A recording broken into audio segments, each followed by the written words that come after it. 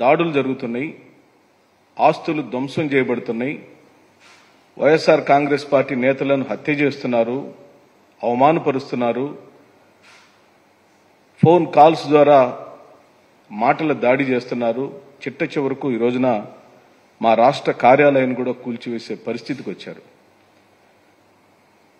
ప్రభుత్వానికి సంబంధించిన ఆస్తులైన విలేజ్ క్లినిక్లు, ఆర్బీకే సెంటర్లు, రైతు భరోసా కేంద్రాలు గ్రామాల్లో నిర్మాణంలో విజయవంతంగా కావించబడి ప్రారంభోత్సవాలు అయిపోయి ప్రజలకు ఉపయోగకరంగా ఉన్న భవనాలను ధ్వంసం చేసే ఈ నియంత్రిత పాలన ఈ ప్రభుత్వ వైఖరిగా మనం చూడొచ్చు.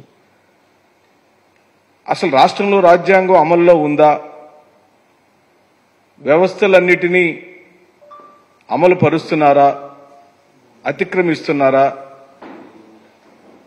ఈ విధమైన భయంకరమైన వాతావరణాన్ని తీసుకురావడం ద్వారా మీరు సాధించాలనుకున్న అంశము కక్ష సాధింపు తప్పించి ఇంకా ఏమైనా ఉందా? ఎందుకంటున్నామంటే మీరు మా మీద అబద్ధ ప్రచారాలు చేసి మీరు అమలుపరచలేని హామీలనిచ్చి అధికారంలోకి వచ్చారు, సంతోషం.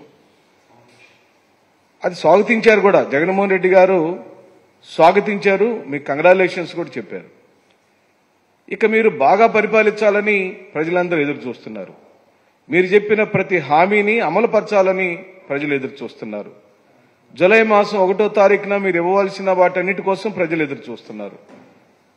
వాటి నుంచి దృష్టి మళ్చడానికి ఇప్పటి నుంచే ఒక పన్నాగ కార్యక్రమంగా అలజడులు రేపించి రాష్ట్రంలో అల్లర్లు చేపించాలని, మమ్మల్ని రెచ్చగొట్టాలనే కార్యక్రమాల్లోనే కనపడుతుంది. కానీ ఈ రాష్ట్ర ప్రభుత్వానికి చిత్తశుద్ధి లేదని అర్థమవుతుంది. ఆటవిక రాజ్యాంగం, నియంతృత్వము అనే పదాలు మానవత్వం లేని నాయకుల గురించి మనం విన్నాం. కానీ ఈ రోజున చంద్రబాబు నాయుడు గారి యొక్క పరిపాలన ఈ 10 రోజుల్లోనే, ఆయన ప్రమాణ స్వీకారోత్సవం చేసిన రోజుల్లోనే ఈ రాష్ట్ర ప్రభుత్వం యొక్క వైఖరి ప్రజలను హింస పెట్టడం, ప్రతిపక్షాలను తొక్కివేయటం, ధ్వంసం చేయటం, హత్యలు చేయటం, రాష్ట్రంలో నుంచి పరారవమని తెలుగుదేశం పార్టీ నాయకులు పిలిపిస్తున్నారు. మరి ఇలాంటి పరిపాలనలో, ఈ భయానక పరిస్థితులలో ప్రజలు ఆలోచించమని కోరుకుంటున్నాం. చంద్రబాబు నాయుడు గారేమో బాగా తీయగా, చక్కగా, ప్రజాస్వామ్యబద్ధంగా వారి సీనియారిటీ మొత్తాన్ని ఉపయోగించి వారు బ్రహ్మాండమైన ప్రజాస్వామ్యాన్ని నెలకొల్పాలని వారు ఆశపడటాన్ని మేము స్వాగతిస్తున్నాం. ఈరోజు సభలో కూడా వారు బ్రహ్మాండంగా మాట్లాడారు. ఎక్కడ కూడా అల్లరి చిల్లరి గొడవలు ఉండటానికి వీల్లేదు, ఎవ్వరు కూడా క్రమశిక్షణగా ఉండాలి అంటూనే ఉదయం 10 గంటలకు క్రమశిక్షణ గురించి మాట్లాడిన చంద్రబాబు నాయుడు గారు తెల్లవారుజామున 5:30కు బుల్డోజర్లు పంపించి రాష్ట్ర కార్యాలయాన్ని కూల్చేపించారు.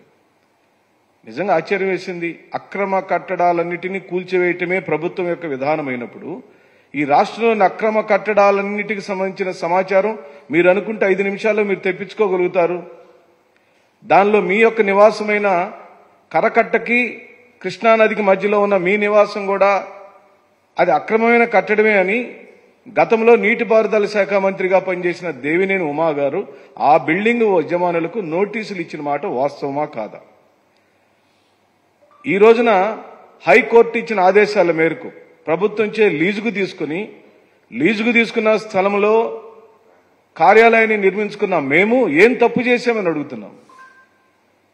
ఏ పార్టీ కార్యాలయాలైనా ప్రభుత్వ భూమికి సంబంధించిన భూములను ఒక అర్జీ ద్వారా మాకు కావాలని అడిగినప్పుడు ఆ ప్రభుత్వం సమ్మతిస్తే అక్కడ నిర్మాణాలు జరుగుతాయి.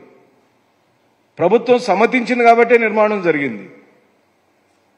ఏ పార్టీ కార్యాలయాలైనా ఆ విధంగానే అడుగుతారు, లీజుకు తీసుకుంటారు, నిర్మాణాలు చేస్తారు, తర్వాత ప్రభుత్వాలకు అప్పజెప్పే కార్యక్రమాలు జరుగుతుంది. ఇలాంటి కార్యక్రమాలు ఒకవైపున చేస్తూనే ఈ రోజున స్పీకర్ గారిని నిర్ణయించారు. వాళ్ళ సొంత వ్యవహారంలాగా ఒక నిర్ణయం తీసుకున్నారు. ఈ రాష్ట్ర ప్రజలందరూ కూడా గమనించాలి. మేము బలహీన వర్గాలకు సంబంధించిన అయ్యన్న పాత్రుడు గారు, ఆ బీసీ సామాజిక వర్గానికి సంబంధించిన వారు స్పీకర్ స్థానంలో కూర్చోటాన్ని మేము స్వాగతిస్తున్నాం.